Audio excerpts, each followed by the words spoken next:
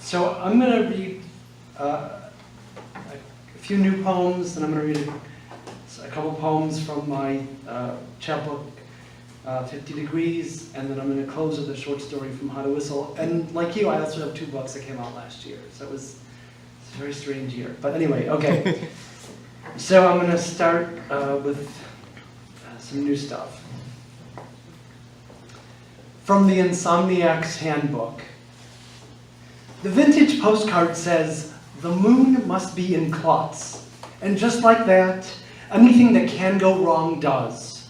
There are no emojis to express this heightened level of personal turmoil, just a lullaby constructed from saliva samples, the yawning ritual of bedtime, spasming limbs, stubborn stains, consumed batteries, noisy magazine pages, a stiff neck, dripping faucets, and a scratchy throat.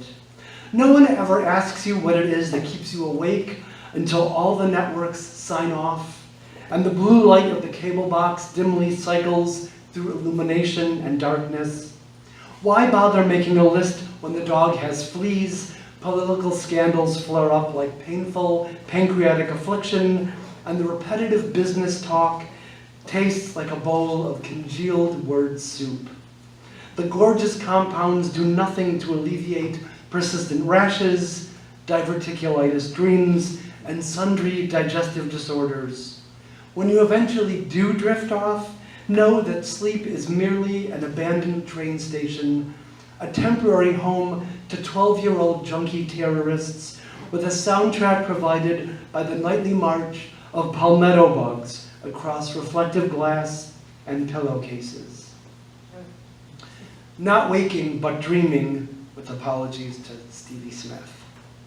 The dead man never dreams of drowning, of dying alone, or in the company of strangers, surrounded by family, chosen and biological.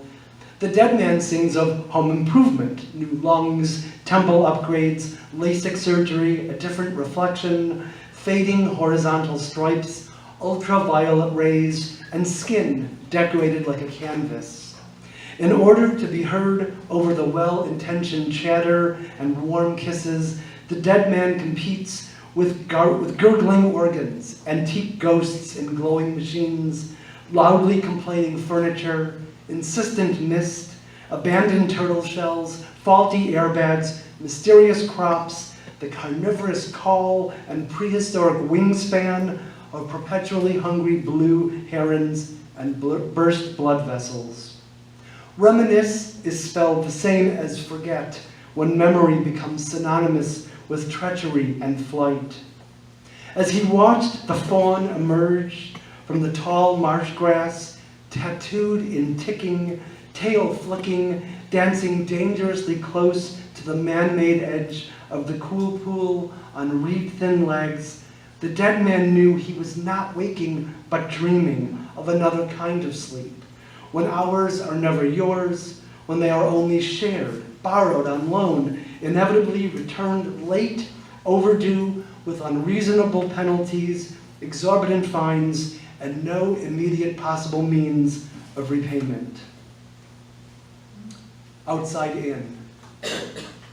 Kate Bush knew what she was talking about when she sang, "Outside gets inside through her skin." Just ask the mirror while your body, not your friend, never your friend, begins its systematic betrayal. First the eyebrows, formerly arched without plucking or maintenance, now wiry and erratic, capable of injuring innocent victims during unwelcome embraces, potential stunning weapons. Flesh stretched beyond elasticity, uncooperative and mutinous, sets about its shaming mission. People laugh good-naturedly when you tell them that you undress in the dark, but you are serious as a lesion. But really, what does it matter if you can't see your reflection anyway? Fuzzy, cloudy, smeared, muted, lightless, and focusless. If you were a camera, you'd be stored in the back of the bottom drawer of a questionable rusty and creaky file cabinet, along with the dead motor Walkman, the leaky souvenir mug, bent wire hangers, Dusty's ashes, unsent RSVP cards, and corresponding stamped envelopes, an ancient wooden mousetrap, stained overalls, and the slinky that wouldn't. Fill a dollar store toolbox with safety pins and aspirin, pliers and gauze, brightly colored electrical tape and earplugs, a glass bottle of India ink, and the president's hairpiece, tailor's chalk, and expired condoms. Pour yourself a steaming cup of strong, hot herbal tea with a side of sympathy. If we recall, George Michael told us he preferred it outside. And this is another apology poem, Daddy O. With apologies to Sylvia Plath.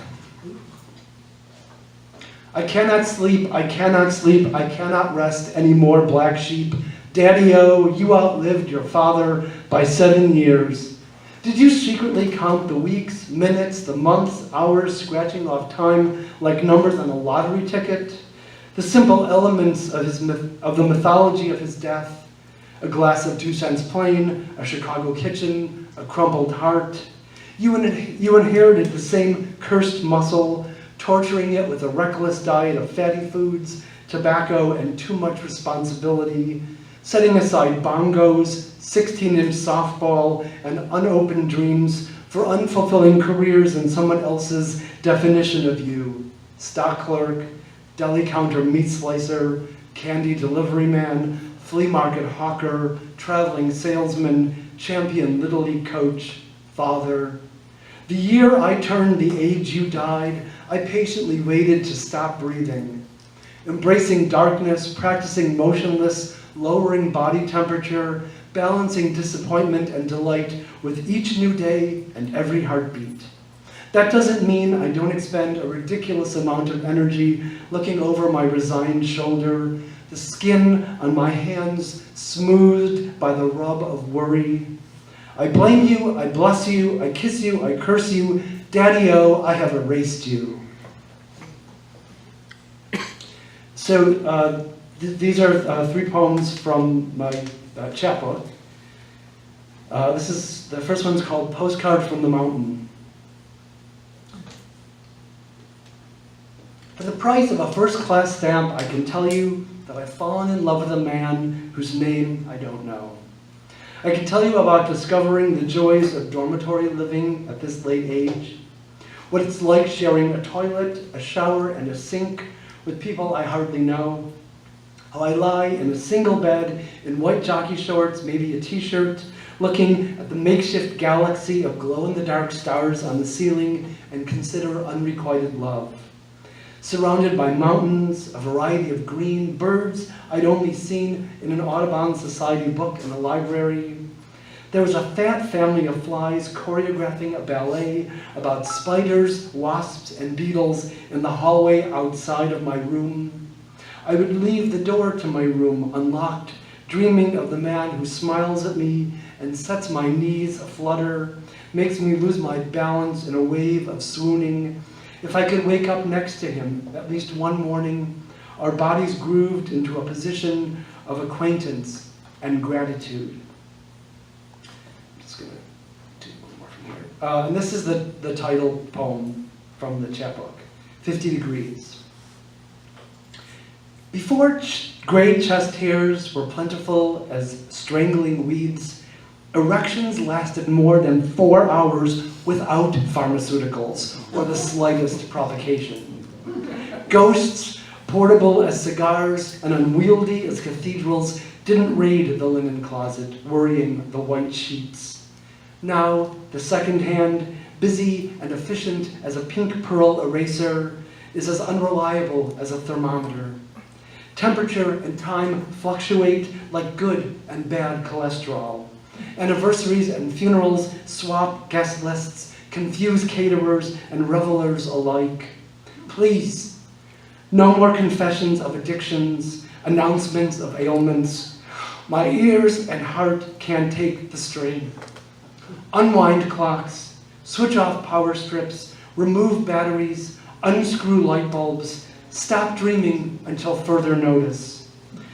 With arms outstretched like a scarecrow scale, weigh the pros and cons like someone accustomed to taking this kind of measurement.